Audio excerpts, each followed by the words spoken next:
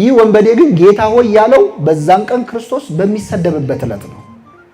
ሰው ሁሉ ጌታ ጌታ በሚልህ ቀን አብሮ ጌታ ማለት ቀላል ነው። ሰው ሁሉ በሚሰድብህ ቀን ግን ጌታ ሆይ ማለት በጣም ከባድ ነው።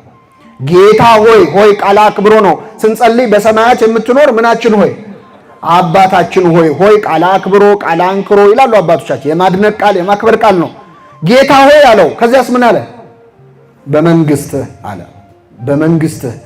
በመንግስትህ ማለት ምን ማለት ነው? አንተ ንጉሥ ነህ፣ የራስህ ግዛት ያለህ የራስህ መንግስት ያለህ ነህ። ማረችው ማን ነበረች?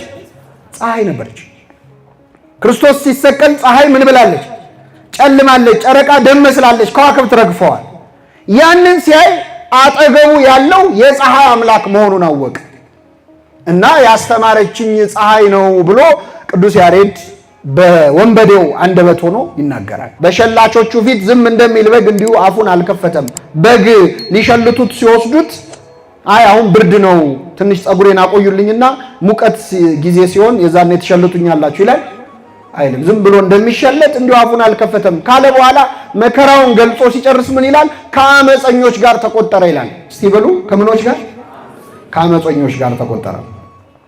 ስለዚህ ክርስቶስ ከአመፀኞች ጋር ተቆጠረ የሚለው ትንቢት ይፈጸም ዘንድ ዓርብ ዕለት ከሁለት ወንበዴዎች ከሁለት አመፀኞች አጠገብ ተቆጠረ። እንግዲህ ክርስቶስ ከኃጢአተኞች ጋር መቆጠር ልማዱ ነው። ገና ሲወለድም የተቆጠረው የሕዝብ ቆጠራ ቀን አልነበር ክርስቶስ የተወለደው።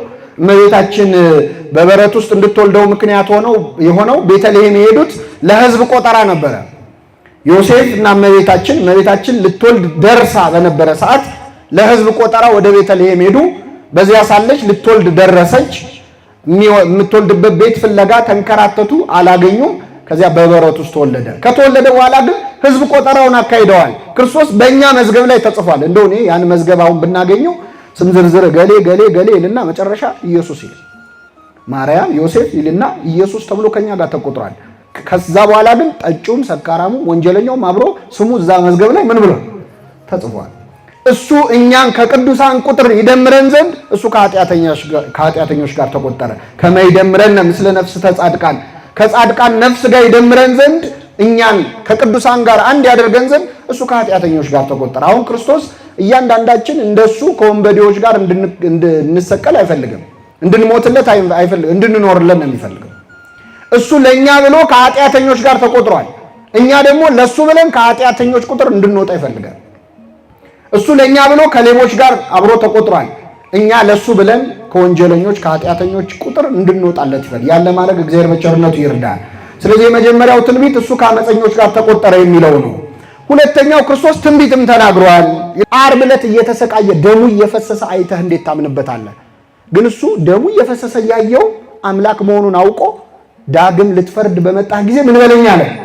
አስበኝ። ማን ያስተማረው? ኢትዮጵያዊ ሊቅ ቅዱስ ያሬድ ፈያታዊ ዘየማን መኑ መሐረከ ታይምር ዘንተ ይላል። የቀኝ ወንበዴ ይህን እንድታውቅ ማን አስተማረ? ካጠገብ ያለው አምላክ መሆኑን በምን አወቅ? ዳግም ሊፈርድ እንደሚመጣ በምን አወቅ ብሎ ቅዱስ ያሬድ ይጠይቀዋል። ፈያታዊ ዘየማን መኑ መሐረከ ቅዱስ ያሬድ ነው የሚጠይቀው። የቀኝ ወንበዴ ማን ነገረ? ታይምር ዘንተ ይህን እንድታውቅ ማን አስተማረ ይልና ራሱ ቅዱስ ያሬድ ይመልሳል። ራሱ መንፈስ ቅዱስ ገልጦልን ማለት ነው። ነቢያትን አልተከተልኩም፣ ሐዋርያትም ሲሰብኩ ተከትዬ አልተማርኩም። አላ ፀሐይ ቀጸበተኒ ሶበርኢኩ አመንኩ። ፀሐይ ጠቀሰችኝ፣ እሷን ባየው ጊዜ አመንኩኝ ይላል። ይህንን ወንበዴ አጠገቡ ያለው አምላክ እንደሆነ ያስተማረችው ማን ነበረች? ፀሐይ ነበረች። ክርስቶስ ሲሰቀል ፀሐይ ምን ብላለች? ጨልማለች። ጨረቃ ደም መስላለች። ከዋክብት ረግፈዋል። ያንን ሲያይ አጠገቡ ያለው የፀሐይ አምላክ መሆኑን አወቀ እና ያስተማረችኝ ፀሐይ ነው ብሎ ቅዱስ ያሬድ በወንበዴው አንደበት ሆኖ ይናገራል። እንግዲህ ያደለው ከፀሐይ ይማራል። አያችሁ፣ እኛ ስንት ሰባኪ ያስተምሮናል። እኛ ስንት ቀን ስትወጣ ስትገባ ያየናት ፀሐይ ግን አላስተማረችንም። ወንበዴው ግን ፀሐይን አይቶ ተማረ። ከተፈጥሮ ለመማር ያብቃል። ቅዱስ ያሬድን ያስተማረችው ማን ነበረች? ቅዱስ ያሬድ የተማረው ከምን ነበር? ከትል። እኛ ብንሆን 7 ጊዜ ወጣ ገባ ስትል ይህ ምንድነው የምትሰሪው ብለን አውርደን ረግጠን ጨፍልቀናት ነበር የምንሄደው። ቅዱስ ያሬድ ግን ከሷ ተምሮ ወደ ትምህርት ቤት ገባ። ከተፈጥሮ ለመማር ያብቃል። ተፈጥሮ እንኳን ያስተምራችሁም ይላል ቅዱስ ጳውሎስ። ቅዱስ ያሬድ ፀሐይ አስተማረችው ይላል። ቅዱስ ዮሐንስ አፈወርቅ ደግሞ አይ እኔ ፀሐይ አትመስለኝም፣ ይሄን ወንበዴ ፀሐይ ብቻዋንማ አትበቃም ይላል። ማን ያስተማረው ለሚለው እኔ የክርስቶስ ንግግር ይመስለኛል ይላል ቅዱስ ዮሐንስ አፈወርቅ። ክርስቶስ መስቀል ላይ ያለ የተናገራቸው 7 ቃላት ነበሩ። ስንት ቃላት?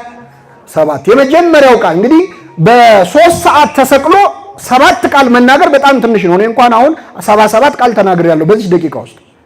ክርስቶስ 3 ሰዓት ሙሉ 7 ቃላት ለምን ተናገረ ካላችሁ ኃይሌ እንደገል ደረቀ ይላል። ከዛ በፊት ተገርፎ በጣም ተሰቃይቷል። ለመናገር አቅም አጥቶ ነበር ክርስቶስ ዓርብ ዕለት። እንደው የማይቀሩ ቃላት ነው የተናገረው እንጂ ብዙ ቃላት አላስተማረም፣ አልተናገረም። አንደኛ መስቀል ላይ አይደለም መናገር መተንፈስ ራሱ ይከብድ ነበር። የመስቀል ላይ አሟሟት አሁን ሰው ስለተሰቀለ አይሞትም። አንድን ሰው እዚህ አምጥተን ብናንጠለጥለው 3 ቀን 4 ቀን ብጠብቁ አይሞትም። ምንድነው የሚገላቸው መስቀል ላይ? ትዝ ካላችሁ 2 ወንበዴዎች ክርስቶስ ሞቶ ነበር፣ ወዲያው ነው የሞተው። 3 ሰዓት በ3 ሰዓት ውስጥ ነው የሞተው። እንደውም ጲላጦስ ሞተ ብለው ሲነግሩት ከመቼው ሞተ አለ ይላል። በ3 ሰዓት ሞቶ አያውቅም መስቀል ላይ ያለ ሰው። በግራና በቀኝ ያሉትን ግን እግራቸውን ሲሰብሯቸው ሞቱ ይላል። ምናቸውን ሲሰብሯቸው? እግሩ ተሰብሮ ሰው ይሞታል? እግር የሌለው ሰው መኖር ይችላል አይችልም? ይችላል። ምንድነው እግራቸውን የሰበረው ካላችሁ መስቀል ላይ ሲሰቀሉ ትልቁ ስቃይ እንደዚህ ተቸንክረው ተንጠልጥለው እያለ ለመተንፈስ በጣም ይቸገራሉ። አንገታቸው ትከሻቸው መሃል ይቀበራል እና መተንፈስ ስለማይችሉ ለመተንፈስ ከእግራቸው ከፍ እያሉ ነው አየር የሚስቡት። ከፍ ለማለት እግር ያስፈልጋል። እግራቸው ሲሰበር ግን መተንፈስ ይችላል? ስለማይችሉ በጥቂት ደቂቃ ውስጥ ይሞታሉ። እና በዛ አስጨናቂ ሰዓት ግን ክርስቶስ ተናግሯል የማይቀሩ ንግግሮች። የመጀመሪያው ንግግሩ ምንድነው? የሚያደርጉትን አያውቁምና ይቅር በላቸው። በጣም ከባድ ንግግር ነው የሚያደርጉ። አሁን ይቅርታ ማድረግ እኛም እኮ ኮንሰፕቱ ላይ ችግር የለብንም። እንዲህ ስትወጡ አሁን ከዚህ ጉባኤ በር ላይ ሰው ሲጋፋ ቢረግጣችሁ ይቅርታ ቢል ችግር የለው ችግር ትላላችሁ። ሌላ ግን ይቅርታ ቢለን የማንሰማው ሰው አለ የለም? አለ። እኔ እሷን ይቅር ከምል እንደው የመጣ ይመጣል የሚል ሰው አለ። በይቅርታ ምክንያት በነገራችን ይቅር ባለማለት ቅድስና ላይ ደርሰው የተበላሸባቸዋል። አንድ አባት ተፈጥሮን እስከማዘዝ ደርሶ በቅቶ ቅድስና ላይ ደርሶ ተፈጥሮ ሁሉ ይታዘዝልን ነበር። ዝናብ ማዝነብ ልክ እንደነ ኤልያስ ማለት ብዙ ተአምር ይሰራል። በኋላ የሆነ ሰው መጣና እንደው አባት ያለው ቅዱስ ከሆነ በኋላ እኮ እንደው ትዝ ይልሃል ድሮ ያስቀየመህ አንድ ሰው ነበር፣ እህትህን ደፍሮ ከሱ ጋር ገለዋለሁ ብለህ ፈልጋ አጣኸው፣ እንደው አሁን መጥቶ ይቅር ቢልህ እንደው ይቅር አትለውም ሲለው እኔ እሱን አለ እሱን ይቅር ከምን መሬት ተሰንጥቃ ተዋጠኝ አለ። መሬት ተሰንጥቃ ዋጠችው። ተፈጥሮ ይታዘዝለት የለም? ይቅርታ የመጨረሻው ቅጽበት ላይ ሰውን ይቅር ማለት በጣም ያማል አይደል? ይከብዳል፣ ህመም አለው። ክርስቶስ ይህንን ህመም ያውቀዋል። ዓርብ ዕለት ታሞታል። እያንዳንዱ ቁስል እኮ ማንን ይቅር ለማለት የቆሰለው ነው? እኛን ይቅር ለማለት። ይቅርታ ያማል። የይቅርታን ህመም ከሱ በላይ የሚያውቀው የለም። ይቅር ብሎ ተቸንክሯል።